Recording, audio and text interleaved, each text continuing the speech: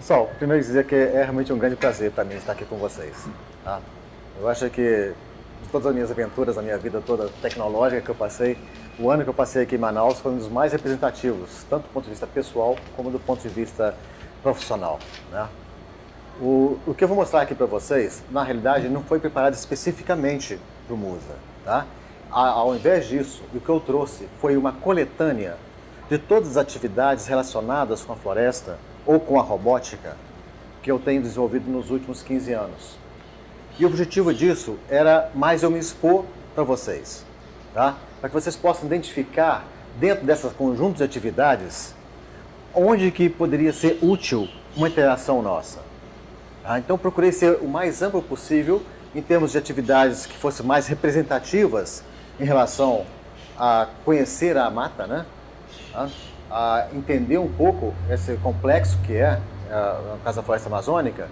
E a ideia é que vocês possam interromper à vontade quando tiverem dúvida, identificarem dentro da atividade de cada um onde que isso poderia ser interessante, útil a gente levar à frente uma coisa específica.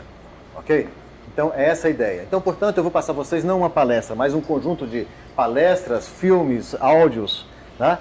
Todo um conjunto que junto ele representa mais ou menos a nossa vida nos últimos 15 a 18 anos. Tá? Vamos lá?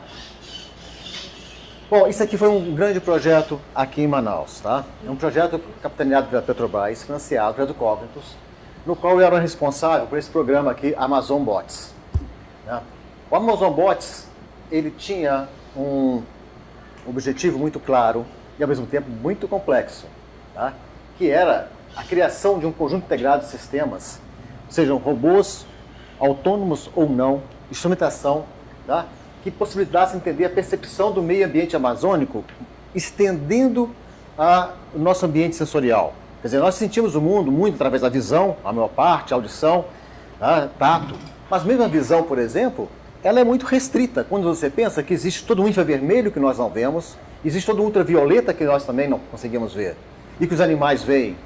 O fato deles verem esse ultravioleta, esse vermelho, o que será que significa para eles em termos de obtenção da informação em volta?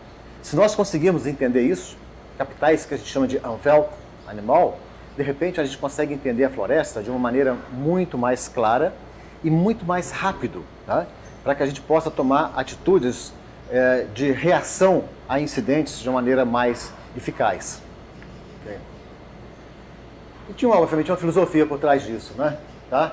Isso é de um livro do Capra, onde é a Teia da Vida, que é muito interessante, pessoal. Vale a pena ler a Teia da Vida, tá?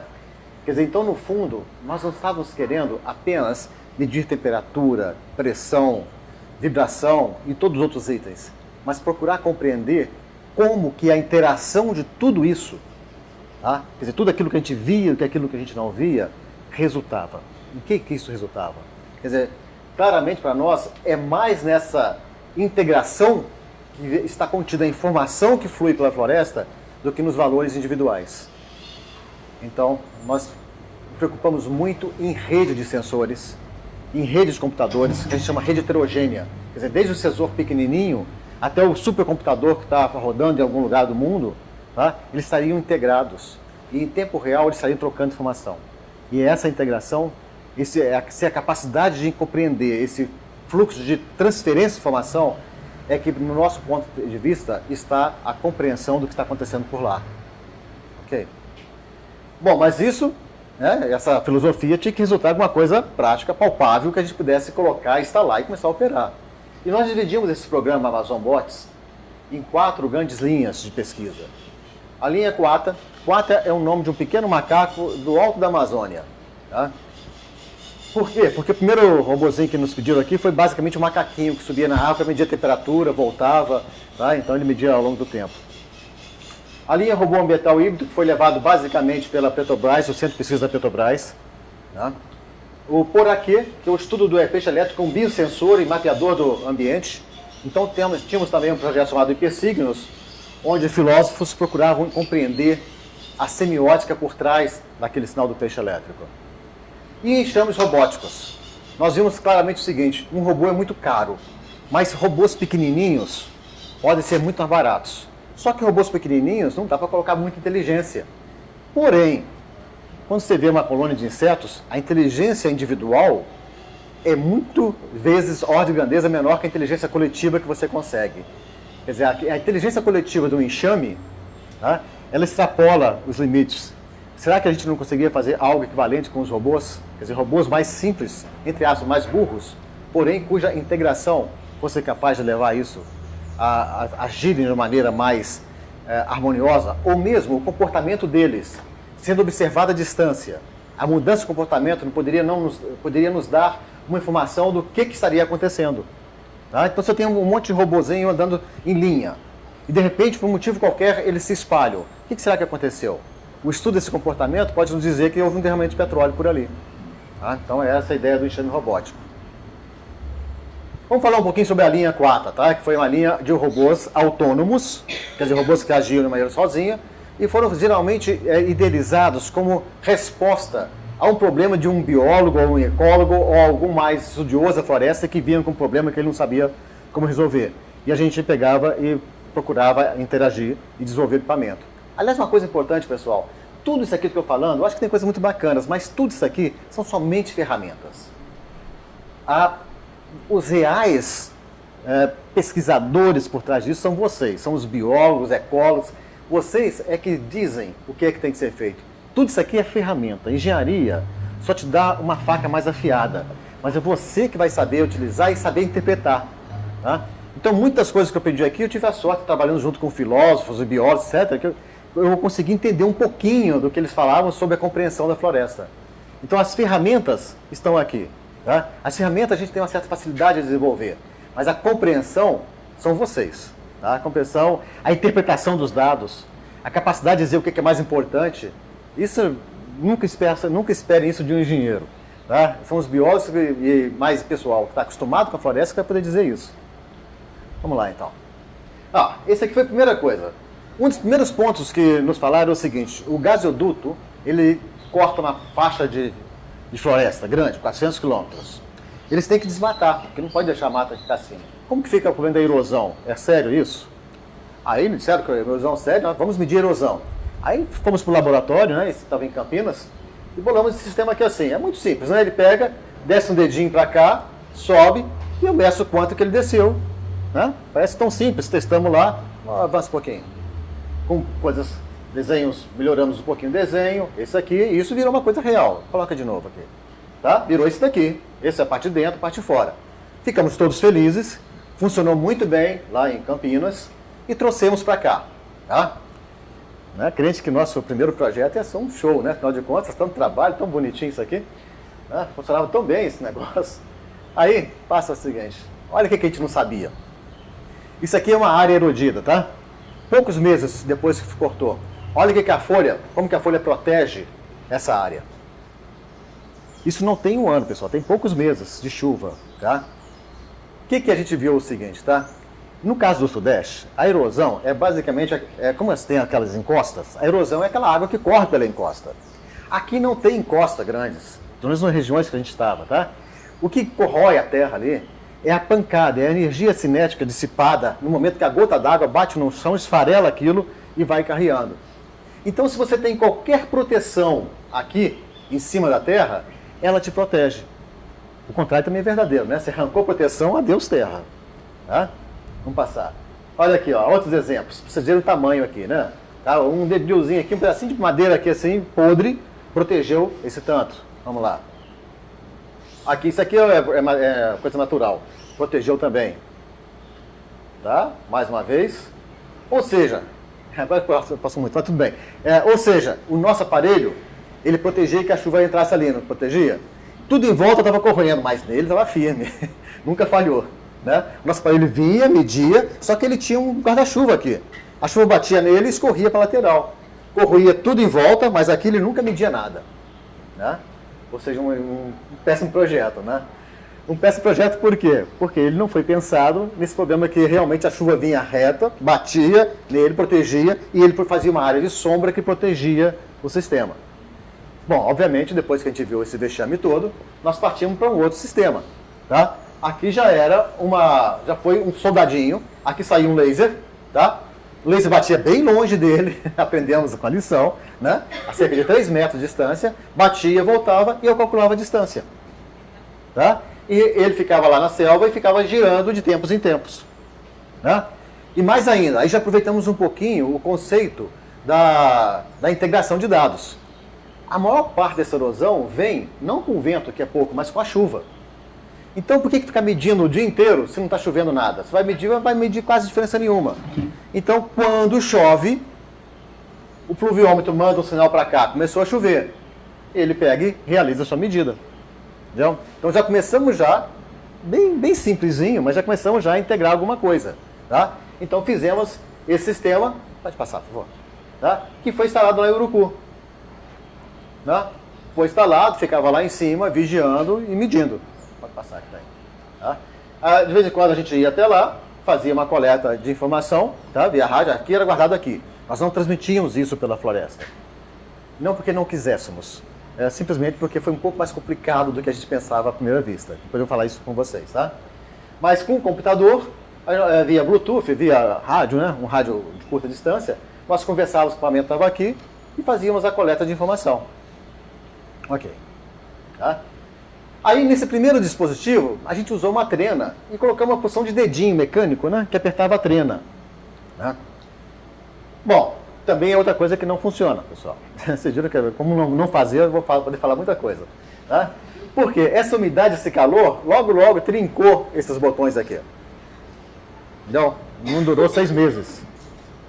Olha que isso custa bem caro, custa uns R$3.000 cada sensor desse, cada trena. Né? Bom, mas o conceito foi testado. O conceito funciona. A integração e o conceito de usar o laser para medir, com uma vantagem, ele mede não só a erosão, como também a deposição. Você pode ter alguma coisa que o material está sendo carreado para lá. Tá? Aí, vamos lá. Resultou isso, foi o final. Tá? Aqui já tem um sistema que não tem mais aqueles dedinhos. Ou seja, eu converso com o sensor via eletrônica. Como tudo sai com o conector à prova d'água, saiu perfeito. Então ficamos muito felizes. Isso foi colocado num sistema de bem longe, tá? Onde normalmente seria de acesso bem difícil. E saímos para casa para voltar depois de um mês. Né? Aí tivemos a grata surpresa que 3 dias depois que a gente tinha saído, um marimbondo fez uma casinha aqui, ó. Onde tem um laser. Entendeu? Então, como que eu ia pensar num marimbondo e ia fazer uma casinha no laser? Não é fácil. Se você não testa, entendeu? O resto são projetos bacanas, mas não são projetos reais. Tá? Eu não entendi até hoje porque que o marimbondo escolheu fazer a casinha dele bem aqui, né? Talvez isso aqui desse a posição do sol e o laser esquentasse um pouquinho de vez em quando. Né? A luz do laser também. Talvez a luz do laser, é uma luz infravermelha. Então, de repente, ele é sensível ao infravermelho, ele gostou. É uma maneira indireta de se fazer por aí. Tá? Pode ser realmente isso aqui. Mas aí, o próximo passo seria colocar um limpador de para-brisa ali para poder evitar que marimbondo, mas aí o projeto acabou. O projeto da Petrobras desistiu por N motivos, tá? E a Petrobras, um dia para o outro, realmente ela cortou projetos que estavam nesse ponto de solução, tá? Então vamos lá. Mas não foi só esse, né? Por exemplo, um dos pedidos que nos fizeram também, principalmente na floresta inundada, como que varia a temperatura do topo da árvore até o chão, né? Não só na época seca, mas também na época que está inundada. Então a gente tinha que ter uma coisa que funcionasse dentro e fora d'água. E que o fato de estar dentro e fora não implicasse em grandes erros de medida. Né? E foi feito isso daqui. Basicamente, isso aqui é uma rodana que desce. Isso é um motor de limpador de para-brisa, similar, né? Não é exatamente o mesmo. Tá? Que desce o sensor ao longo de toda a floresta e rapidamente o recolhe para evitar que algum macaco entre e segure, porque a gente já viu que não era fácil. Bom, esse sistema funcionou, tá? Mas nós descobrimos também o seguinte: essas casas aqui são excelentes casas artificiais para vespas, insetos e outros bichos também. Então qualquer furinho que tinha era sempre um problema, que a gente chegava lá. E o problema não era dar a casa de aluguel de graça, não era esse o problema. O problema é que as formigas traziam terra para cá. A terra com umidade fazia isso parar de funcionar. Se eles morassem aqui, mas não atrapalhassem, não levassem umidade, ninguém ia ligar, né? O problema é que eles morando lá e trazendo a umidade que tinha para cá, esse sistema parava de funcionar. Ou seja, já vimos que realmente não dava para fazer dessa forma, tinha que ter uma mudança que foi feita depois usando outro tipo de dispositivo para descer. Tá? Vamos lá. Bom, esse foi o sensor que foi desenvolvido, né, que trabalhava dentro e fora. Você observa que quando ele chegava na água, ele tinha sensores aqui que detectavam que estava na água. Tá? Então ele já avisava, inclusive, como que era a subida do Igapó, no caso foi colocado no Igapó, né, como que era a subida ao longo do tempo. Foi uma característica a mais que foi inserida no sensor de temperatura. Tá? Ok. Bom, esse foi um dos sensores também de nível. Nível foi outro caso também. Né? Em Urucu, nós colocamos cerca de 6 desses sensores de nível. No fundo, ele não tem nada de diferente dos outros sensores que já existem aí. Tá? Esse sistema de boia é muito convencional. O que ele teve a mais ali foi uma comunicação Bluetooth, uma comunicação por rádio, para facilitar a nossa leitura. Tá? E o fato também da alimentação ser via energia solar. Mas isso também tem muita coisa similar. Isso aqui foi outra coisa que a gente aprendeu também, o seguinte: quando você instala um sistema desse, você tem que colocar essa parte aqui acima do nível maior que a cota já foi atingida, né? Então a primeira coisa que nós fizemos foi perguntar ao pessoal da Petrobras que estava trabalhando lá, qual foi o nível máximo que a água já chegou aqui durante todo o seu tempo de trabalho aqui, né? Ok, aí disseram o nível, a gente colocou 1 metro acima e fomos felizes para casa. Até a próxima chuva, que subiu uns 2 metros e levou quase todo mundo embora e nunca mais foi encontrado. Esses daqui. Ou seja, outra coisa também que eu aprendi aqui também foi o seguinte: todo ano é um ano atípico. Não tem nenhum ano que seja típico, porque sempre tem uma chuva maior do que já foi, tá? Sempre tem uma seca maior que já foi, né? Então, isso foi uma coisa também que a gente aprendeu. Mas nesse caso aqui, não tem muito o que fazer, a não ser, como a gente fez uma alteração, que é o seguinte: em vez de medir colocando alguma coisa que fica em cima, nós aprendemos e colocamos, na verdade, o sensor embaixo. Porque assim, qualquer coisa que suba o nível, a gente vai estar sempre medindo. Então, colocamos o sensor de pressão embaixo no rio, tá? E o sensor mede o nível de água que vai por cima. Né? Então, pode vir qualquer chuva, né, que não teremos problema mais desse tipo, pelo menos. Vamos ver quais são os novos problemas. Né? Tá? Vamos lá. Bom, esse é o quarto de nível, né? Que pediram se foi 1 centímetro de resolução. Ele tinha uma programação também, né? Quer dizer, ele só media a água em intervalos bem especificados. A ideia era criar uma rede gigantesca de sensores, todos eles sincronizados no tempo. De tal maneira que a gente conseguisse ver, por exemplo, um pulso de água, porque todas essas medidas estariam sincronizadas. Então nós conseguiríamos, fazendo, através da análise de sinal, conseguir compreender como estaria se propagando essa informação ao longo de toda uma malha geográfica muito grande. Né? Mas isso ficou ainda no conceito e vamos fazer, tá? Esse último aí. Vamos lá. Bom, isso aqui foi uma hora que os engenheiros tiveram que ceder os arquitetos. Basicamente, a medida aqui é uma câmera, tá? Que faz a mesma coisa que a temperatura. De tempos em tempos ele desce para cá e mede tudo. Tá? Bom, se fosse somente os engenheiros trabalhando, essa caixa aqui seria uma caixa horrorosa, feia, robusta, né? Barata e bastante eficiente. Né? Como nós tínhamos o arquiteto no meio, ele resolveu fazer formas orgânicas para poder guardar bateria e todas as coisas mais, e acabou saindo esse girino gigante aqui. Tá? Então o girino chama muito mais atenção que a câmera, que é o que realmente importa. Mas o girino é apenas uma forma que envolve as coisas que estão lá dentro. Tá? Mas essa é a visão dos arquitetos. Nada contra os arquitetos, eles tinham também que... Né? Eles perderam todos os outros, eles tinham que ganhar um aqui também. Tá? Mas realmente aqui, basicamente isso aqui desce e manda a imagem. Em alguns pontos, nós queríamos mandar essa imagem direto para a Terra via rádio. Tá? O caso do rádio é outra coisa interessante também, tá? Para vocês compreenderem isso aqui. As frequências livres, de uso livre, quer dizer, frequências que você pode legalmente utilizar para fazer transmissão, a mais usada é 2.4 GHz. Se alguém tiver curiosidade de olhar no forno do micro-ondas, é exatamente a mesma frequência, 2.4 GHz.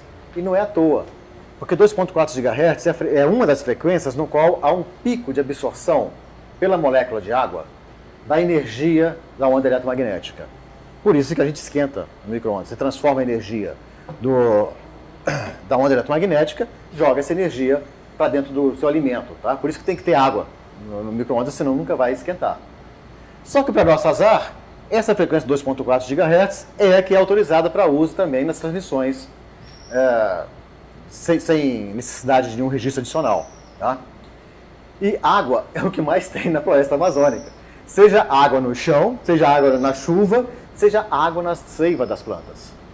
Tá? Então, nós fazíamos testes em Campinas, em campo de futebol, tá? Ou mesmo em região rochosa, pura. A região rochosa, mantendo o mesmo equipamento de transmissão e recepção, nós chegávamos a 600 metros de alcance. Grama, jardim, campo de futebol, chegávamos a cerca de 300 metros de distância. Aqui, se for uma área fechada e inundada, você não passa de seus 10, 12 metros de distância o mesmo equipamento. Quer dizer, ao mesmo tempo que nós temos 12 metros de distância, nós temos um lugar que é a ordem de grandeza maior. Então, quer dizer, o problema não é simples de ser resolvido ainda não. Tá? Esse problema não é. Se a Petrobras tivesse continuado com os recursos, nós tínhamos várias ideias totalmente quebra de paradigma testar. Por exemplo, mandar esse sinal via os rios, tá, em ondas longas. Quer dizer, havia várias ideias a serem testadas. Mas o convencional de 2.4 GHz, se vocês verem alguma coisa desse tipo, não adianta muito por esse caminho, tá? Vocês vão perder muito. Lá em Campinas tem uma região, uma chamada Mata Santo Genebra, que é uma matinha bem pequenininha, mas que tem os vários biomas, num lugarzinho bem pequeno. Quer dizer, tem local que é muito inundado, local que é seco, local que tem árvores grandes e pequenas. Então nós fizemos um estudo bem exaustivo disso, né? Fizemos tabelas mostrando o que a gente podia esperar dessa situação. Quer dizer, uma árvore grande, cheia de seiva, vai absorver muito mesmo. E a gente viu que realmente para cá, para a Amazônia, não é a solução. Tá? Se você tiver alguém, depois de passar, vou precisar fazer comunicação via rádio, já sabe disso. Já pode avisar o engenheiro que vai vir aí, se ele tiver essa experiência, que esse caso não vai dar. Vamos lá. Bom, isso aqui foi a câmera que foi desenvolvida, né? A câmera tem um pan tilt e a prova d'água. Tá? Esse é o girino que o arquiteto desenvolveu. Né? Nada de especial. Vamos lá.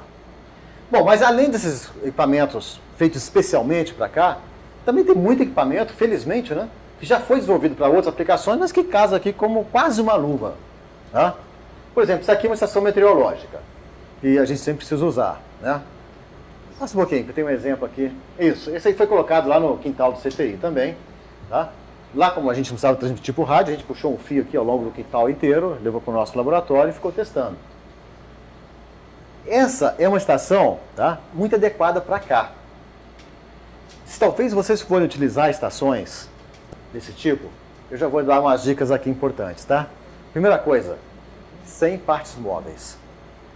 Tá? Não usem partes móveis. Então, esses 3 pontinhos aqui, ó, tá, são 3 transmissores de ultrassom que te permitem medir direção e intensidade de vento. Tá? Sem ter aquela rodinha girando, aquela seta indicando. Tá? Partes móveis aqui, quando você coloca no mato, ele vai parar. Esse aqui funciona sem problema. Então, o seu anemômetro baseado em ultrassom é uma solução. Agora, tem uma outra característica também importante dessa estação, que talvez vocês não tenham visto à primeira vista.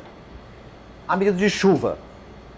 Se vocês virem a maioria dos medidores de chuva, tá? Os pluviômetros, eles são compostos de uma báscula, né?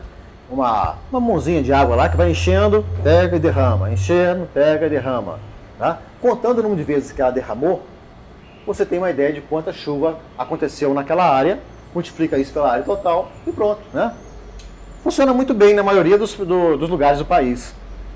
O problema é que aqui vem uns pulsos de chuva muito fortes e entope essa conchinha que está aqui. Aí o que ele faz? Ele enche, desce, ele começou a subir, já enche de novo e já cai. E vai enchendo assim, ou seja, você satura isso com muita facilidade.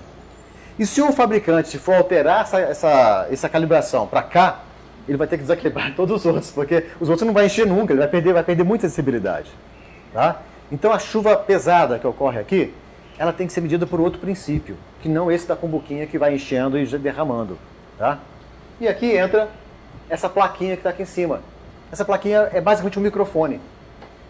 Quando a gota cai, ela bate ali, pelo barulhinho que bateu, ele já sabe qual é o tamanho da gota, quanto ela vai, mistura todas as gotas e te diz quanto de chuva que aconteceu. Entendeu? Então, é um processo, é uma estação meteorológica a princípio convencional, mas que tem essas duas características que são talvez não fáceis de se ver à primeira vista, quando você vai escolher um instrumento desse. Bom, partimos agora para por aqui. O projeto Por Aqui, pode passar, ele começou com o seguinte,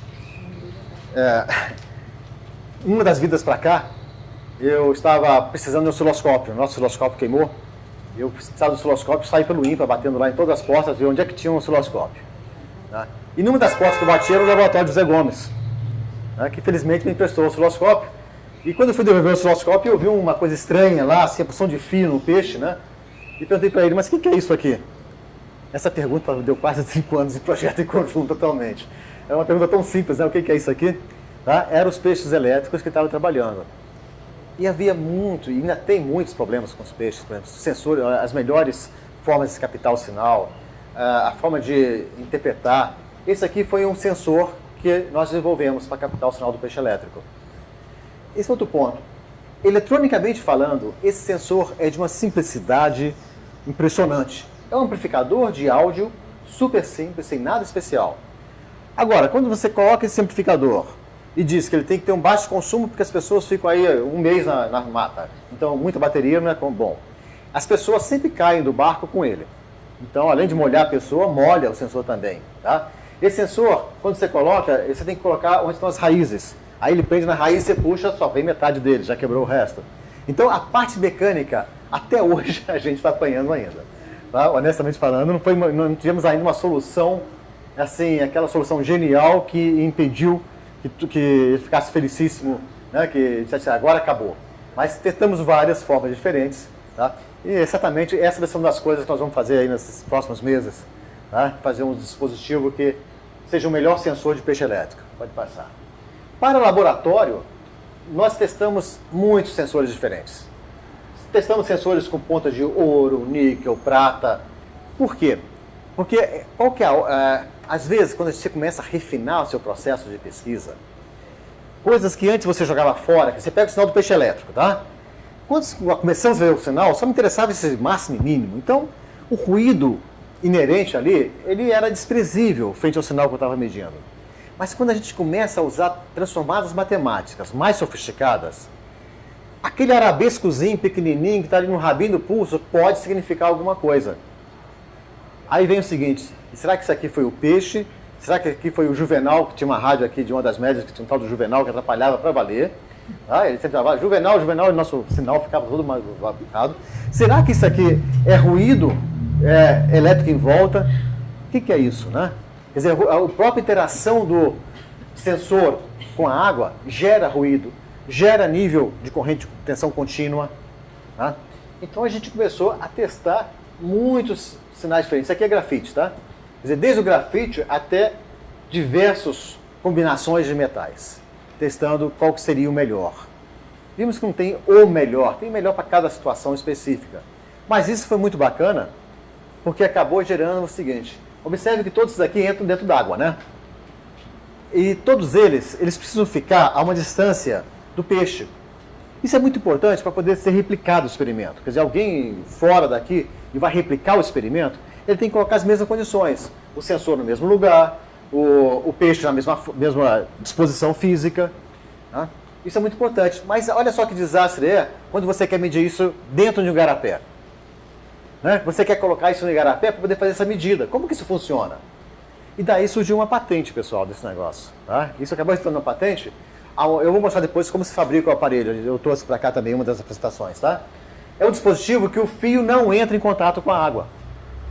Tá? Então eliminamos o contato com a água. Fizemos então um tapete sensor, né, que pode ser colocado em blocos de 50 centímetros, varrer todo o chão no fundo, né, de um garapé. Ou de um igapó, se for o caso. Quer dizer, o peixe passando por lá, ele vai sendo capturado e medido. Se você tem um enxame de peixe... Enxame de peixe é horrível, né? Você tem uma coleção, um cardume de peixes... obrigado pela parte aí. Tá? Você tem um cardume de peixes aqui, você consegue ter a somatória de todos os sinais. Como você vai interpretar esses sinais, isso é um problema para os engenheiros se virarem, tá? Não é fácil separar. Vocês imaginem o seguinte, que vocês estão aí numa jaula de araras. Entendeu? Então, é basicamente isso que acontece. É aquilo mesmo, tá? É um viveiro de arara, dá exatamente o que acontece quando você vê isso aqui com os peixes elétricos. Sai sinal de tudo quanto é lado. Mas aí, certamente, existe uma situação que é muito interessante. A informação contida nesse cardume, tá? Ela deve representar uma visão do mundo muito mais forte do que a visão de um só. Então a gente tem que desenvolver essa tecnologia matemática capaz de extrair essa informação. Tá? Por enquanto ainda não temos ainda, mas nós vamos caminhar, porque o sensor já está aí. Né? Já temos como fazer, já temos que colocar no Igapó e fazer medidas durante 6 meses, que seja, e depois interpretá-las. Okay? Bom, aqui tem vários, isso é muito técnico, esse é o comportamento de vários eletrodos, tá? Não só com um devido tratamento superficial, quer dizer, prata, ouro, níquel, como também várias formas, quadrado, cilindro, cubo. Você vê que cada um tem uma diferençazinha. Aqui são os instrumentos, o laboratório. O laboratório é um laboratório relativamente simples, tá? Para se fazer isso. O que é bom, porque a gente pode fazer no INPA com um custo bastante baixo. Basicamente são conversores, computadores, coisas desse tipo. Ok. Bom, lembra que eu falei sobre o caso do Juvenal, né? Não é brincadeira, pessoal. O INPA tem o azar de estar numa região alta, onde está cercado de estações de tudo quanto é tipo, celular, rádio e mais alguma coisa, né? E essas estações tornam o estudo de sinais elétricos de baixo nível muito complicado, muito difícil. Então nós projetamos e fizemos uma gaiola de Faraday. Tá? A gaiola de Faraday é um dispositivo metálico que blinda grande parte da radiação eletromagnética. Então a gente pode levar todos esses laboratórios, todos esses aquários, etc., para dentro da gaiola, tá? E realizar isso com um nível de ruído de background muito menor. Isso depois foi estendido, assim, foi ampliado e comprou-se um container inteiro, tá? Totalmente blindado também. Esse alumínio, forrou-se o container todo de alumínio, tá? E para se formar o que a gente chamou aqui talvez a primeira sala de ruído zero do Equador. Então, deve ter sido, eu creio que deve ter ser mesmo, tá? Então, ela tem que ser completada ainda, porque obviamente sempre falta um dinheirinho, né? A gente tem que colocar iluminação, ar-condicionado também, ninguém vai trabalhar lá no calor, tá? Mas resolvemos o problema, atenuamos o problema da interferência eletromagnética. Tá? Isso é onde estão os peixes, né? Lugar, estão lá os peixes elétricos. Aqui na Amazônia são fantásticos porque tem uma cobertura muito grande, tá? Vamos fazer vocês estarem o que é um peixe elétrico. Clica aqui com o mouse aqui, vê se por acaso faz um somzinho. Você tem que aumentar bem o volume, porque a gente não tem volume aí. Vê se aumenta bem o volume aqui do micro. Acho que é aqui, não é? Não sei se estou enxergando bem.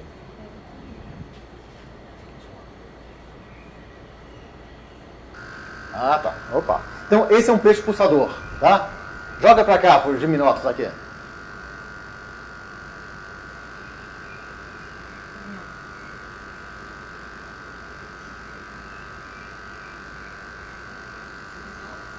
Não? Vem pra cá. É porque tá um somando em cima do outro. Talvez você voltar da página e depois escolher só um, funcione. Volta a página inteira. Agora vai para lá e vamos ver aqui. O volume está baixinho, mas Tá escutando aqui? Tá baixinho? Que pena que isso aqui. Bom, esse aqui é um poraquê, tá? O poraquê faz algo assim, tipo assim, poc, poc, poc. Então vocês imaginam a debandada que não é quando você tá, som de gente lá com o sensor, e escuta poc, poc, poc. Tem gente subindo nas árvores e tudo mais, porque são 600 volts. Né? E 600 volts dentro d'água não mata, você não vai morrer pelo choque porque não tem potência suficiente, mas você morre afogado porque você fica tonto. Então, do ponto de vista, não faz diferença alguma, né? Melhor fugir mesmo. Puxa de página aqui, eu acho que eu tenho um som mais alto nos outros. Nesse daqui, tá? Vamos ver se isso aqui dá.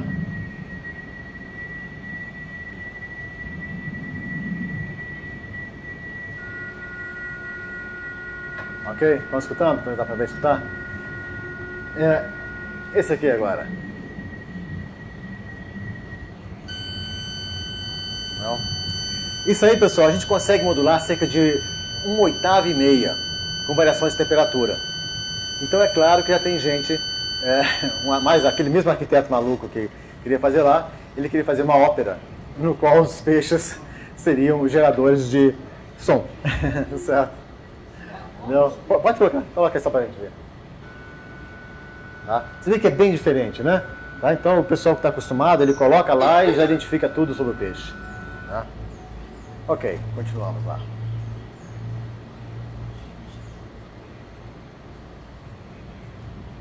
Bom, é gostoso escutar o som, né? Mas o som só não dá muita coisa. Nós fizemos muito processamento matemático, pode passar aqui, tá? Onde não só, observe os sinais como são diferentes. Isso aqui é uma transformada chamada wavelet. Uma transformada matemática que mapeia do domínio do tempo para frequência e tempo simultâneo, tá? Então, ok. Então, ou seja, o que nós queríamos era fazer os sinais do peixe em água pura, sem contaminação, em água contaminada, junto com a presa, junto com o predador, e procurar ver o comportamento desse sinal, porque aqui explicita características que ficariam difíceis de perceber só pelo som. Tá? Bom, aqui eu só mostrei por curiosidade como que se faz para poder se achar aqui o peixe, né? Quer dizer, na verdade você pega uma rede, aqui assim, aí levantamos a rede e começamos a recolher o mato, até que alguém pega uma cobra, vê que é uma cobra e joga mais longe ainda, né? Tá? Isso aqui realmente é uma coisa muito, muito arriscada, sabe? Muito arriscada. E o gozado é que, eu sei que deve ter muitos biólogos aqui, mas o único que tomava cuidado aqui de bota, capacete, etc. mais, era o engenheiro, porque os biólogos, todo mundo ia de chinelo de dedo aqui na maior, né? Se corria um risco muito maior. Tá? Ok, vamos passar aqui. Bom, passar que vocês estão cansados de conhecer, tá? Isso aqui é mais ou menos mostrando como que foi. Bom, a gente vai desde Manaus até São Gabriel da Cachoeira. Tá? É realmente uma expedição fantástica. E ao longo do rio, vários tributários a gente vai saindo para o Igarapé, marcados, tá? Em vários tipos de água. Quer dizer, existe uma caracterização muito interessante. É claro que, dado as dimensões gigantescas da área a ser coberta, por mais que se faça, ainda é pouco. Mas é melhor do que nada. Tá? Vamos lá. Essa foi outra expedição do Fronteiro, 2007. Observa como que é difícil, às vezes, né, a gente se locomover e achar o peixe por ali. Tá? E eles ainda se escondem bem difícil de ver. Vamos lá. Podemos passar. Vocês estão mais do que eu. Outras transformadas matemáticas também, mostrando apenas como que seria. É que isso aqui foi utilizado para mostrar a parte matemática também, tá? Que não é o caso daqui. Pode passar aí. Bom, não vamos falar agora sobre enxame de robôs, não. Tá? Vamos parar por aqui. Eu vou passar para uma outra transparência. Mas basicamente essa é a ideia básica. Tá? Uma formiga só não faria nada, mas esse monte de formiga junto aqui consegue fazer. E está na hora de a gente botar isso, essa inteligência celular quase, né? Colocar essa inteligência nos robôs. Tá? E eu vou mostrar algumas coisas para vocês que isso é possível. Eu vou mostrar para vocês um jogo de futebol de um robô, onde o robô decide se ele vai chutar a canela do adversário, se vai fazer gol, se vai xingar o juiz, ele vai decidir tudo. Vocês vão ver aqui um filmezinho que tem isso. Mas aí deixa eu passar para vocês, pode tirar daqui, dessa parte? Vamos lá. Nós vamos ver aqui, olha, onde está... Não, futebol de robôs não, deixa só um pouquinho. Tem um que é mais importante agora, que é... Ponto feliz, estação de boia, sons... Fronteiras. Eu vou falar sobre aquele sensor planar. Tá? Ok, podemos avançar. Avançamos. Tá? Bom, isso aí, certamente. Isso foi feito uma palestra no Fronteiras, tá? Mas o nosso ponto básico, quando nós começamos a estudar isso, era realmente identificar poluição em água. Tá? Basicamente, óleo na água. Então, tudo que iniciou esse processo, como foi a Petrobras, que capitaneou no início do projeto, tinha esse interesse primário. Depois que as coisas se expandiram muito. Vamos passar. Tá? Ok? Isso é muito óbvio, podemos passar. Tá? Não, aí que entra a nossa história, né? Então, podemos passar isso também. Quer dizer, já falei isso. É usar a floresta para nos dizer. Podemos passar. Na realidade, tá? A gente, além do peixe elétrico, a gente conversou com o pessoal de abelha, pessoal de pássaro, pessoal de sapo. O sapo, bom, eu só peguei muito pouco com os biólogos, mas pelo jeito a pele também é extremamente sensível. Tá? E a maneira como ele vocaliza tem algo a ver com isso. Então, a vocalização do sapo também deve dar essa informação. Não tem nenhuma experiência prática a respeito ainda. Tá? Vai vir daqui a pouco. Ok, passamos. Vamos lá. Podemos passar. Passamos. Isso eu já falei com vocês. Passamos. Isso, vamos lá. Tudo para mostrar finalmente chegamos. Então, o que a gente está fazendo aqui? Olha. Esse aqui é um ponto com uma resina. É uma resina de poliéster. Tá? E aqui nós vamos colocar fios em forma de um tracejado a 90 graus em forma de U. Isso age como uma antena de baixa frequência, capaz de captar o sinal do peixe. Então, se você põe essa antena aqui dentro e recobre com essa parte de plástico, né? Essa parte elástica. Vamos lá, pode passar um pouquinho. Olha, aqui ele já está recobrindo.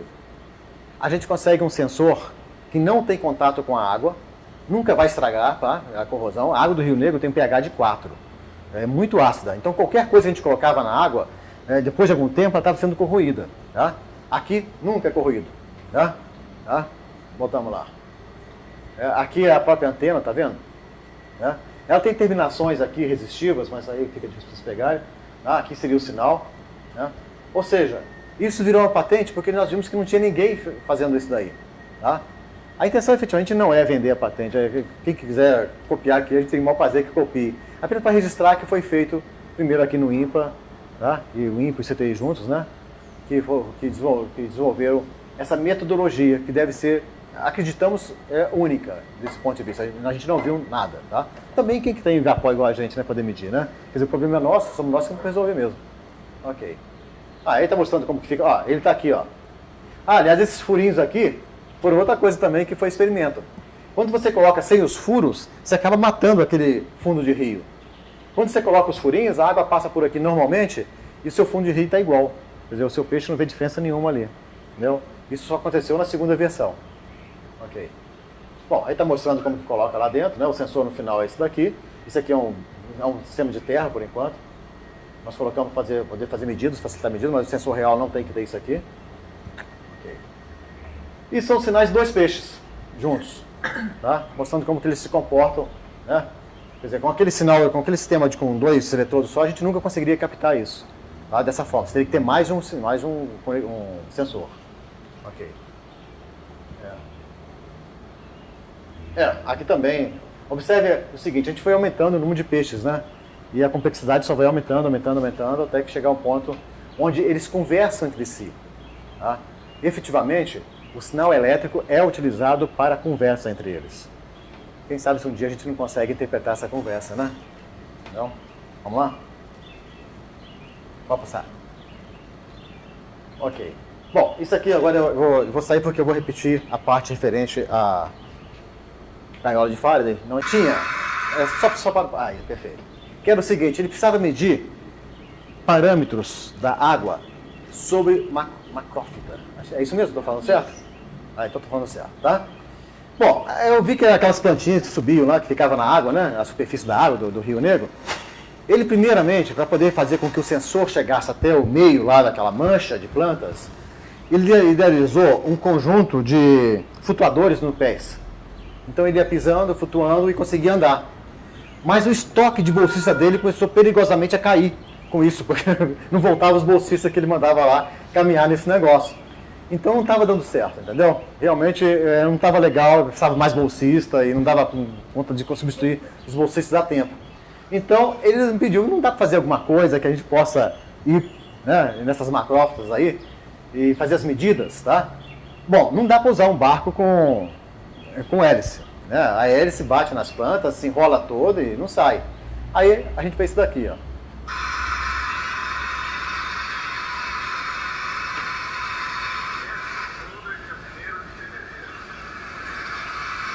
Essa lagoa não é aqui na Amazônia, é lá perto do CTI. Tá? Isso aqui foi invenção nossa, esse tipo de hélice, que não, tipo de leme, porque não funcionaria. Tá? O sistema atual, isso aí, é usado onde o homem, ele balança o corpo de um lado para o outro e consegue fazer as curvas. A gente estava querendo colocar o computador aqui para fazer isso sem ninguém. Entendeu? Aí estávamos testando, por enquanto ele está sem computador, ele está com controle por rádio. Tá? Mas mesmo assim, eu trouxe para cá para vocês verem que é uma metodologia que dá para ser usada quando você precisa sair numa área inundada. Você sair do Igapó e entra em terra com o mesmo veículo. Deixa ele só sair voltando. Lá vai ele.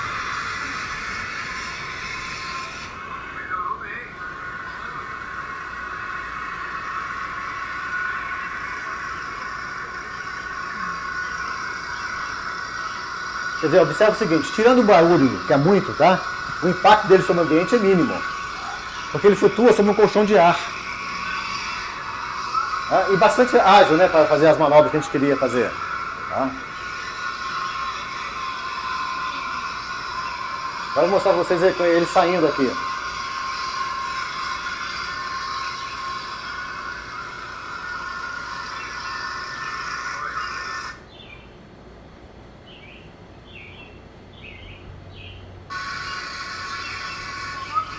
Como sempre, né? A primeira experiência sempre dá errado, né? Olha só. Vocês viram que a gente manteve mesmo na edição, né? Dizer que não é tão simples assim, tá? Então a gente se enrolou nisso aqui. Depois nós calibramos um pouco os pesos que estavam ali na frente.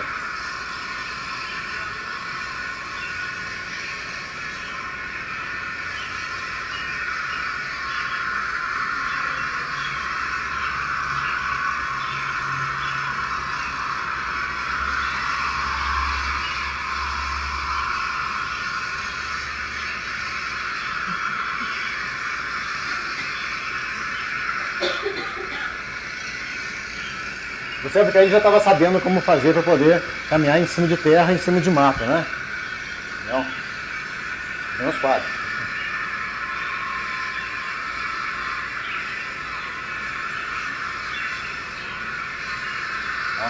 Parte desse ar é desviado para baixo, parte do ar é jogada para o lado. Então a parte que é desviada para baixo mantém ele flutuando, né? Na realidade ele não está... Ele está arrastado na água, mas é muito pouco. Né? Ele fica realmente flutuando como um colchãozinho de quase 1,5 centímetro de ar.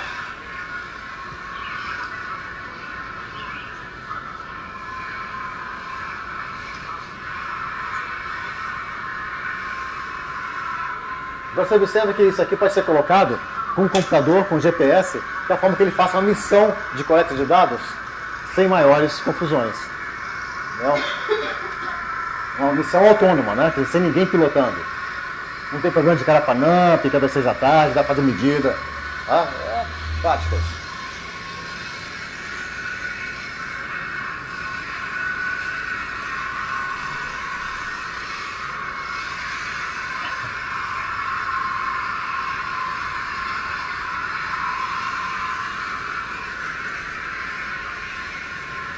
Aí já estava mais craque, né? De operar, né? Bom, ok, aí é competição, vamos lá. Quer dizer, então esse era sempre assim que a gente trabalhava, tá? Quer dizer, dado uma demanda, uma necessidade de alguém que tinha um problema de fazer alguma medida, a gente procurava idealizar uma solução mecatrônica, eletrônica ou mecânica, se fosse o caso. Tá? Esse é um robô terrestre. Bom, acho que ele pode baixar o volume, porque senão vai... Tá? Infelizmente, isso é uma verdade no país inteiro, tá? Que eu vou falar com vocês. A carteira profissional desse sujeito aqui diz esgoteiro. Sabe qual que é a tarefa diária de um esgoteiro? Todo dia de manhã, cedo à tarde. A única diferença é que a roupa que ele veste não está tão bonitinha aqui não, que nesse dia ele vestiu a roupa melhor que tinha. Tá? A roupa que ele veste normalmente está furada. Então vocês vão ver o que esse esgoteiro, coitado, tem que fazer. E olha, se não tivesse esgoteiro, nenhuma cidade nossa sobreviveria.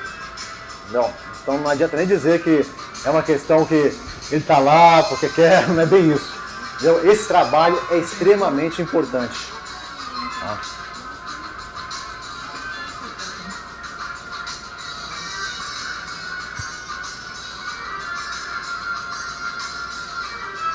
Quer dizer, lá vai o nosso coitado esgoteiro ganhar o pão de cada dia. E olha as condições de trabalho que uma pessoa dessa fica. Tá?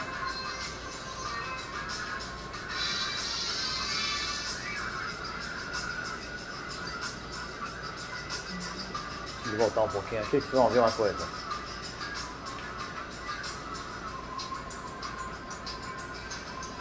Quer ver, observa que a mão dele tá, só que ele tá suando em bicas, né? Ele tem que levantar aqui, e só tem uma mão. Então ele sai com o rosto todo sujo, né? Não tem outro jeito. Não.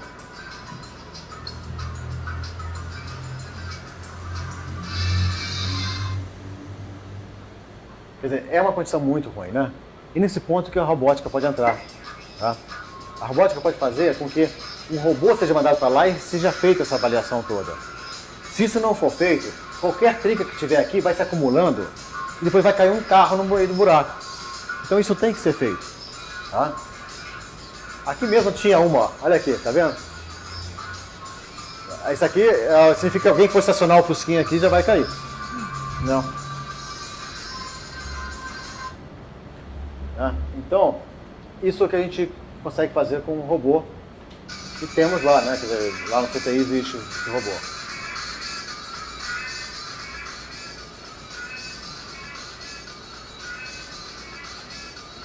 Olha só, a pessoa que está pilotando esse robô está num carro com ar-condicionado, uma garrafinha de água mineral gelada do lado, tá? Vendo essas imagens que o robô dá.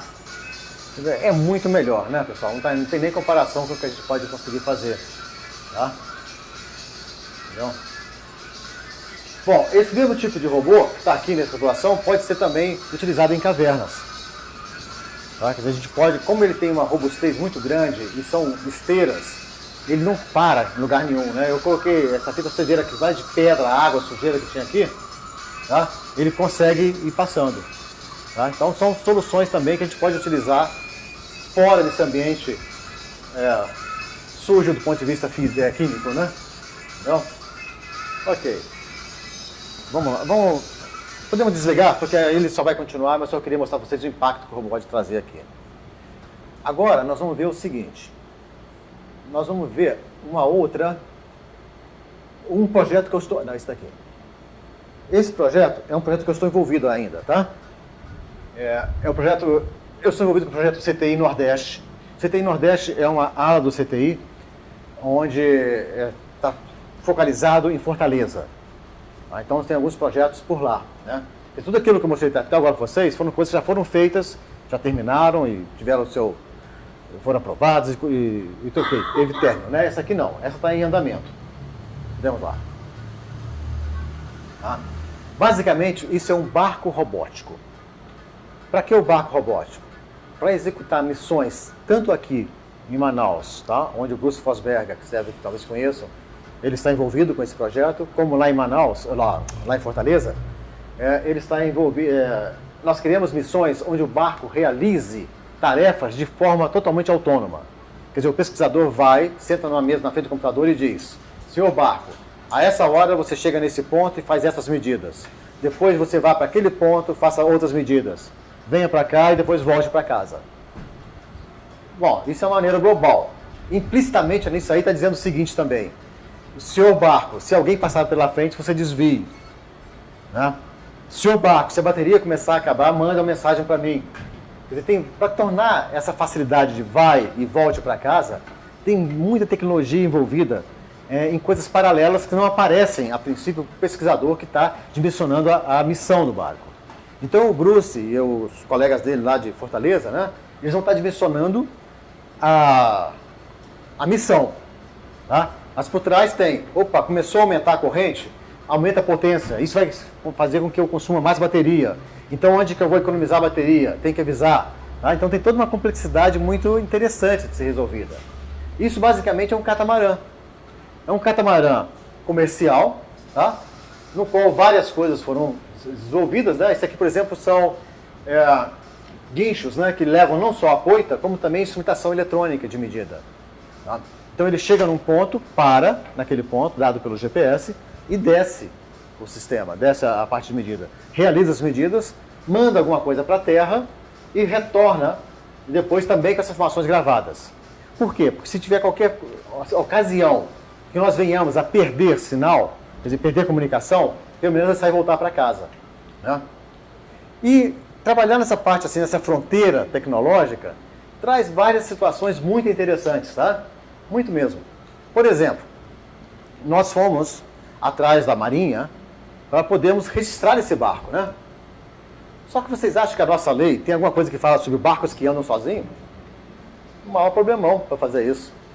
Teoricamente, pela lei, se um pescador vê um barco sozinho, ele pode rebocar esse barco. Entendeu? Então o nosso barco poderia ser rebocado por qualquer um que o pescador achasse. Né? E outra coisa, qualquer barco para poder sair, ele tem que ter um responsável que está pilotando aquele barco. Que é ele que vai ser responsável se o barco atropelar alguém. E se o responsável for um computador? Quem que a gente processa? Né? O programador, né, que fez isso? Então isso começou a abrir assim, perspectivas diferentes que não foram resolvidas integralmente, mas que nós contamos com toda uma grande colaboração da Marinha. Dizer o seguinte, nós não temos nada ainda disponível sobre isso. Mas vamos fazer o seguinte, no dia que vocês forem testar, vocês nos avisam, a gente cerca a área, né? Quer dizer, protege de alguma maneira, entendeu? Enquanto isso, nós vamos pegando conhecimento para poder modificar e sair uma lei sobre sistemas autônomos. Porque precisamos de leis de sistemas autônomos. Não só o barco, esse barco talvez seja o primeiro, tá? Pô, foi tão rápido, falei tanto aqui, mas vocês viram a construção do barco, né? Tá? Podemos desligar isso aí. O barco pode ser o primeiro, mas os drones aéreos estão aí. Tá? Esses drones estão cada vez mais presentes. Como que a gente vai fazer? Quem que vai controlar? Quem que vai dizer que aquele drone pode voar ou não? Tá? Então isso aqui é um problema a mais. Ah, bom, então deixa eu falar. Agora, eu vou mostrar o uso de um robô subaquático, tá? Uma das atividades com robô subaquático feito, que é capaz que a gente venha a ter aqui um pouco tempo, um robô muito similar a esse aqui, ó. Clica nesse daqui.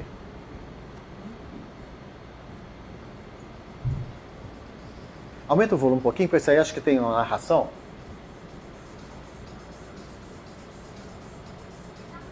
Vamos lá, ao máximo.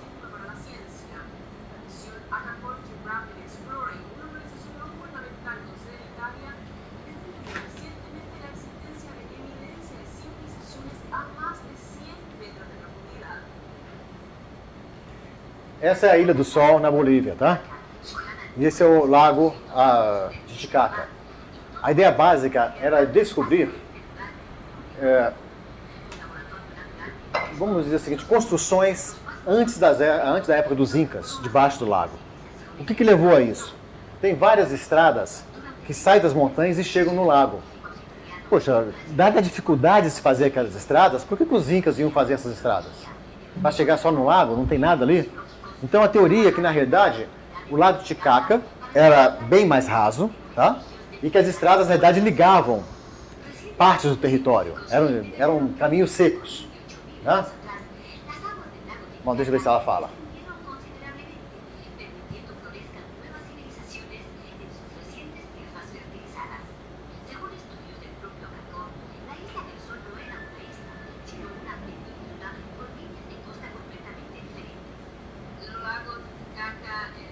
Bom, agora é o problema, por que o robô aí, tá? Esse lago tem a temperatura em torno de 8 a 10 graus. Ele está a 4.000 metros de altura e a profundidade da ordem de 100 metros nessa região.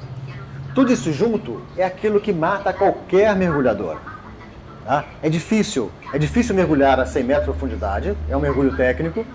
A saída a 4.000 metros de altura é muito rarefeito o ar.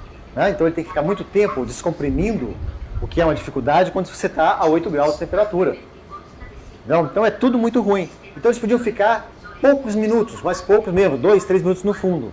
Imagine procurar vestígios arqueológicos num lago desse tamanho, sem ter, com poucos segundos. Com o nosso robô, nós ficávamos aqui horas.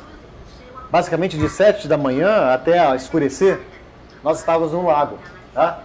Então, um robô subaquático, aqui para a Amazônia também, eu acho que seria uma ferramenta e tanto. Tá? Embora aqui a gente não tenha os problemas de altitude e temperatura que temos lá no Lago Titicaca, mas a possibilidade de você manter o robô em condições sem sonar e outros sensores que permitam a gente mapear o fundo dos lagos, dos rios daqui também. Tá? Bom, acho que podemos passar isso aqui. Desliga isso daí. Pode desligar porque o resto não tem muito.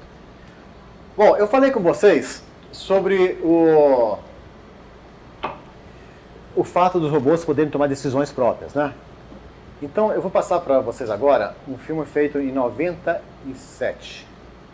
É muito tempo, né, pessoal? 97, tá? Vocês vão ver que eu vou estar aqui nesse filme com cabelo ainda, mais preto. Não é à toa, não é um sósia, sou eu mesmo, mas eu estava mais novo naquela época. Mas foi a primeira experiência no país feita com futebol de robôs autônomos. Né? E, professor Hélio, você vai ver aqui o Alberto Elfs, que vai estar referido aqui, você vai conhecer agora aqui. Tá? Ele foi um dos grandes incentivadores, conseguiu recursos também para poder levar isso aqui. E o Vamos lá? Neymar ainda não tinha nascido. Pois é, acho que não, né? Senão devia estar bem pequenininho.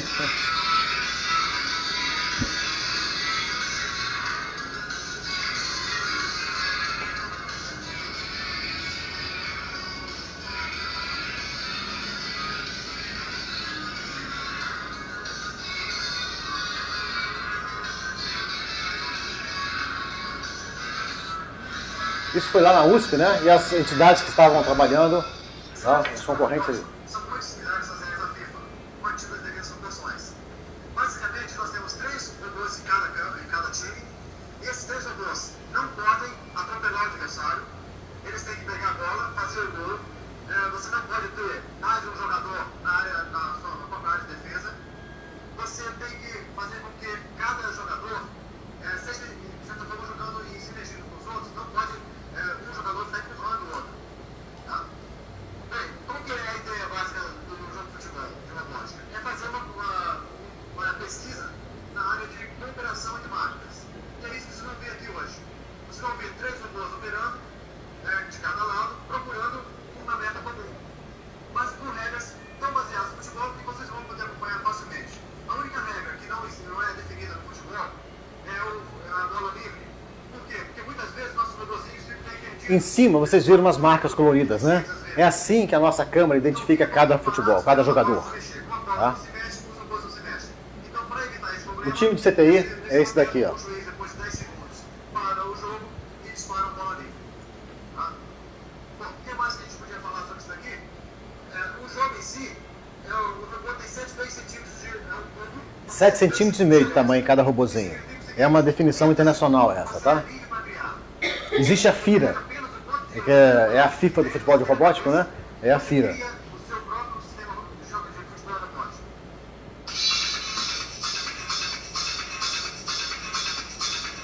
Camarada partida. Olha, tudo isso aí está sendo feito automático, tá? Pressão, pode marcar. Pegou!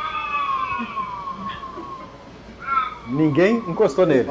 Toca a bola livre, a bola fica na posição, onde intermediária entre 2 jogadores. Né? Só na hora de você posicionar, nesses primeiros jogos, era permitido que o humano posicionasse o jogador no início, tá? A intenção é que cada ano ficasse mais difícil. Então, o outro ano não podia posicionar, o outro, cada vez é uma coisa a mais.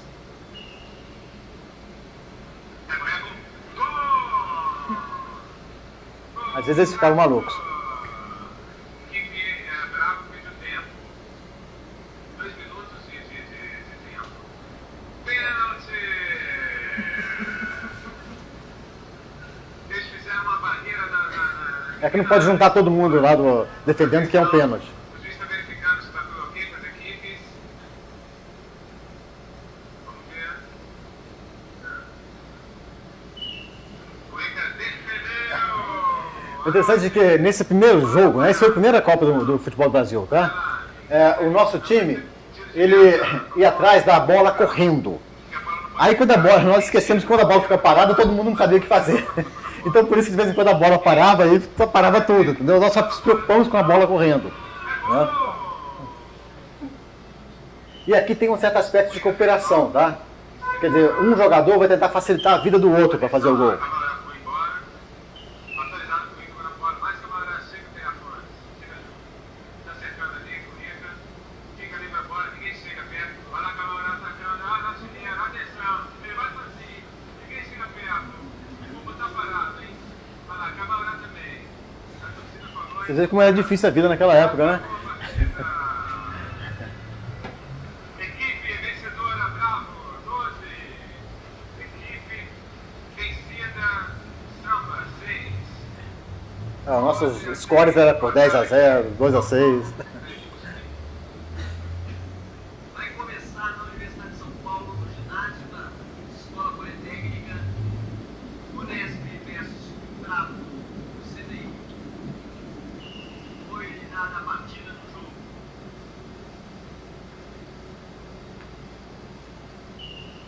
Apitado o jogo começa. Quem começa o jogo? Vocês viram ali que um passou pro outro a bola?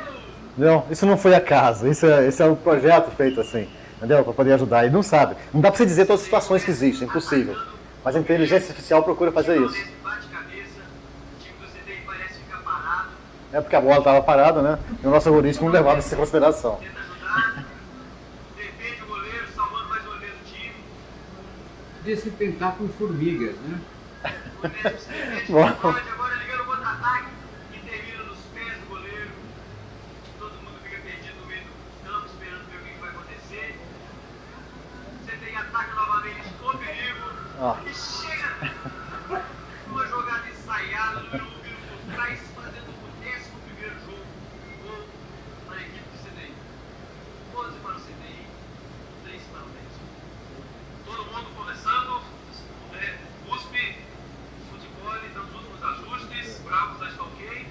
Isso foi a final. Bravo? Ok? Já pode ser? Tudo se for ok, vai ser a partida. Valendo pela primeira Copa de Robô. Atenção, a bola no campo defensivo do Bravo. Bravo, retoma a bola, já vai levando e vai, atenção, a bola bateu na trave. Agora o CTI se organiza, atenção, Bravo vai soltar a bola no ranking e é gol! 1-0 para o Bravo. Vai ser dado o início da partida. Atenção, Bravo. Tocou a bola para o goleiro. Pegou a bola. Está se reposicionando. Foi marcado. Pênalti a favor do time do CTI.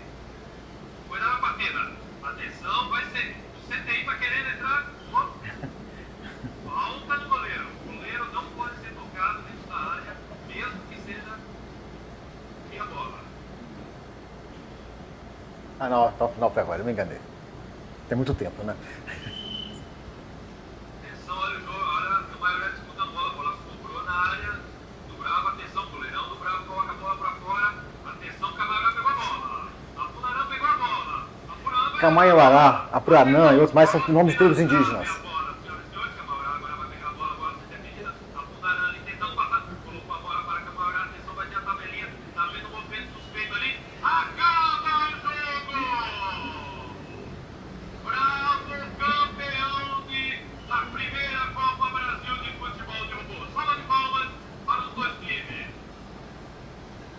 Pois é, vocês viram aí que dá pra gente fazer robôs simples. Esses robôs, pessoal, foram feitos no quintal de casa, pra falar a verdade. Tá? Esse é Alberto Elfes. Tá? O grandalhão, esse grandalhão aqui. Ó. Deve vir aí pra Amazônia também. Tá? Não. Quer dizer, qual que foi o objetivo? Além de ser divertido o futebol em si, né? Mas o objetivo básico aí é mostrar que a gente pode fazer robôs simples que, atuando em sinergismo, consigam resultados muito legais. Quer dizer, aquelas passagens de bola de um para o outro, elas não foram programadas uma a uma. Tá? Tem um conceito de inteligência artificial que diz, se for essas situações, faça isso. Tá? E ele define qual que é mais importante, qual que é mais interessante ali na hora. Então essa visão é uma coisa muito boa para ser aplicada dentro de um monitoramento ambiental. Entendeu? Onde que vai correr esses robôs na hora que é mais... O que é mais importante monitorar? Tá? Então, eu acho que... velhos tempos, né? Bom, acho que aí já podemos desligar aí já. Agora o resto vem só apresentação.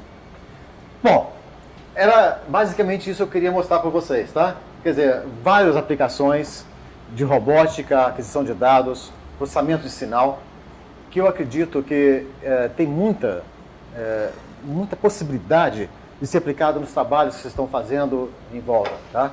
E seria uma coisa que realmente eu gosto, vocês podem contar comigo para poder fazer, porque eu me divirto muito com isso, tá? Uma vez eu falei no CTI que se descobrisse como eu me divirto, eles iam me cobrar em vez de ficar pagando meu salário. Então eu tinha que dizer que era muito difícil eu vir para cá, que era muito calor, que era muito sofrido. Nós temos um problema, que temos muitos monitores lá no Jardim Botânico. Podemos substituí-los por alguns robôs.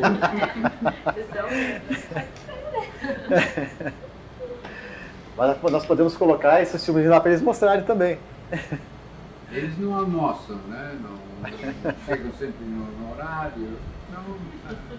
Mas aquele calor humano é indispensável. Obrigada. Não, realmente, como falei, são só ferramentas. Somos nós que estamos por trás de tudo isso daí. Entendeu? Tudo isso aqui é só para ajudar a gente mesmo. Muito Ok? obrigado. Dúvidas? Obrigado. Dúvidas? Ou querem fazer? Eu sou professor aqui na UFAM. Sim. E há um tempo eu estou em contato, eu sou o único biólogo de uma equipe de pessoas da computação. Eu sei como você se sente.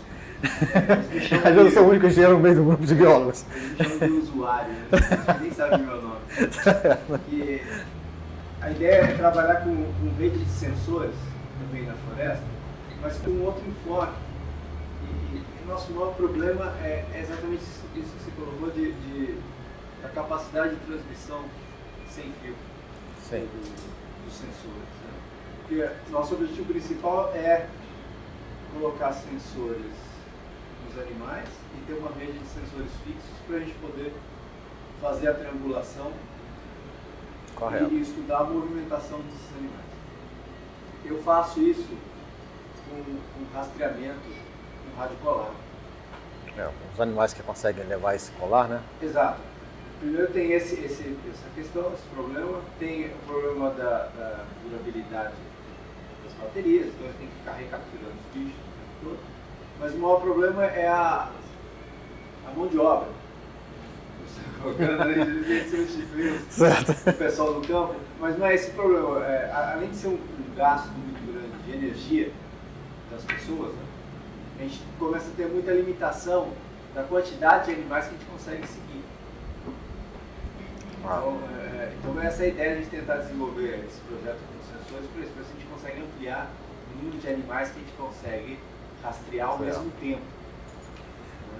E aí o esforço maior seria trocar as baterias e recolher os dados. Né? Você sabe, como está o nome mesmo? Marcelo. Marcelo, eu acredito que a gente pode fazer uma quebra de paradigma nesse caso, tá? Todos aqueles sensores que eu te falei, que a gente testou, foram sensores chamados Zigbee, na faixa de 2.4 GHz. Tá? Então, realmente, todos eles têm esse problema. Agora, existe esse outro aspecto quando você tem uma massa grande de coisas que se locomovem em locais que você não espera, né? Se escondem em tocas que você não espera. E esse aspecto da bateria é muito grave. Então, nós testamos um procedimento que é um procedimento RFID. Você sabe o que é RFID? Não? Tá. O RFID é um tag, uma etiqueta, tá? Que ela é passiva. Isso. Ela não tem... ela não tem energia própria. Ela obtém energia a partir do sinal elétrico que você manda, tá? Nós fizemos isso em Fortaleza, medindo a movimentação de manzoás. A manzoá é a armadilha de pesca de lagosta. Funciona muito legal isso daqui. O problema maior disso daqui é que a distância que você consegue capturar é realmente pequena. Tá? Mas se você tem animais, por exemplo, que têm tendência a ir beber em uma determinada área, tá? Já é uma bela ajuda. Se tem alguma coisa que seja mais territorial, você pode colocar não um leitor, mas espalhar vários leitores. E mesmo que você não tenha a todo instante a posição real do animal, mas se você tiver espaçado no tempo e no espaço, por onde ele passou e a que horas, você consegue inferir o caminho ali, tá? Eu acredito que nesse caso da Amazônia, no caso tipo floresta, não precisa ser só da Amazônia, né? A opção sistemas passivos é melhor, tá? Primeiro porque eles duram praticamente infinito, entendeu? Vão ver mais do que o bichinho que você colocou o tag, né? Não precisa de energia. E você concentra o trabalho naqueles poucos pontos de coleta, tá? Naqueles pontos de leitura. E esses pontos são capazes de ler infinitos bichinhos. Então, cada sensor desse custa menos que 10 centavos. Tá? Então, acabou o problema do preço. O sensor passivo, a etiqueta. O outro é bem mais caro. O outro deve estar custando em torno de seus 5 ou 6 mil reais. Mesmo assim, comparado com o colar também, né, eu acho que a somatória dos dois está quanto? Quanto custa hoje um leitor o que você gasta com a antena, o leitor e o colar? O transmissor, os bichos que eu estou usando varia, mas é em torno de 600 reais. 600. 400, 600 reais. O receptor, 700 dólares por aí. 1.500, 2.000 reais. A gente compra um. A antena Tá. a gente faz, eu aprendi a fazer. Ah, você podia fazer, tá. Aí, mas o custo maior, o receptor fica, né? Mas Sim. são as baterias. A gente está tentando trabalhar nesse sentido, de usar os RFID. Eu uso para marcação individual os microchips, os transponders. Tá, ok. Que também é o sistema de leitor. Né? Sim, mas aí é bem pertinho, né? Também O bem transporte é bem pertinho de dele. Eu acredito que o RFID pode ser uma solução interessante nisso, se o seu animal é territorial. Tá? Quer dizer, você tem uma certa região que você pode cercar dos leitores, né? Agora, se não for, entendeu? Por exemplo, tem uns peixes migratórios que me pediram uma vez para saber por onde que ele saía, mas ele vem lá do Andes e vai até o Caribe, realmente não dava. Entendeu? Quer dizer, quando o europeu faz isso no salmão, bolas, ele tem um rio que você vê do outro lado, né? O salmão vai passar necessariamente por ali. Então é uma coisa. Tá? Agora pega um rio daqui, primeiro pega uma navaliana, se cada braço lá tem 1 quilômetro.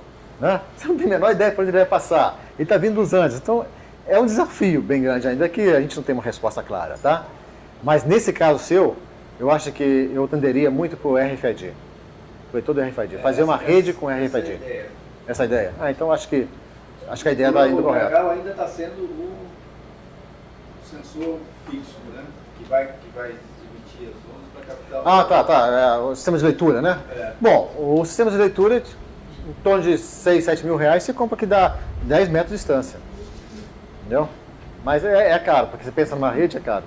Né? O problema é complicado, então, por enquanto, a gente não sei. Esses dias o colega meu, não sei se conheceu o Aulinho, que é do INPE, Não. na computação, ele falou, mas ele ainda não me repassou, foi esses dias. Parece que o exército norte-americano liberou para comercialização os sensores que eles têm para esse tipo de coisa, Sim. que na floresta tem um alcance de um raio de 400 metros. Hoje, teve um senhor que nos falou sobre isso, né? Um japonês, né? Tá? Que nos falou. Eu não sabia disso, tá? Dessa liberação. Acredito que realmente o governo americano, como o exército americano não tem nenhum limite de recursos nem de uso de frequências, ele deve ter experimentado a frequência mais adequada. 2.4 GHz de longe não é a mais adequada, tá? Mas a gente tem que usar porque é o que nós temos. Agora, certamente, se eles estão liberando isso, tem que ver agora qual que é, do ponto de vista Brasil, a legalidade de uso desse espectro de frequência. Porque quem pode fazer isso, né, são nossas agências de telecomunicações. Então, para a gente não ficar do lado negro da força, né, não ficar contra a lei, teria que saber que frequência é essa que o exército americano está usando, para ver se nós podemos usar legalmente. Entendeu? Mas eu não sabia nada disso até hoje cedo que nos contaram isso. Essa linha vocês não têm trabalhado, desenvolver tecnologia desse tipo de sensor? Nós temos usado sensores, utilizado, só utilizado. No desenvolvimento, principalmente a parte de RF está fora do nosso alcance e também tem outra coisa. Existe um aspecto legal também envolvido. Entendeu? Então, se a gente chega à conclusão que 6 MHz é ótimo, e daí? Quem que vai mudar a lei? Entendeu? Tem todo o movimento para poder mudar isso, está muito acima da nossa capacidade. Entendeu? Teria que ser um grupo muito especializado nisso, com contato em Brasília, quer dizer, alguém que fosse capaz de mudar as normas que nós temos hoje. Tá? Isso está bem acima do que nós podemos fazer. Então, hoje a gente está se limitando a verificar o que existe disponível, os protocolos padrões. A gente procura muito usar protocolos abertos e protocolos padrões. Tá? Isso é uma tendência forte nossa. Tanto de software aberto, como protocolo aberto, como hardware aberto, a gente sempre procura fazer isso. Mas isso sempre cai, então, nas coisas que estão bem normalizadas. Né? E quando essa coisa normalizada dá o azar de ser exatamente aquilo que te atrapalha mais, né? No caso da frequência, você não tem muito como escapar. Entendeu? Ok. Bom, muito obrigado e até breve, né? Foi um prazer. O próximo já será sobre os nossos sensores para a floresta. Quem sabe? Tá bom. Obrigado. Muito legal.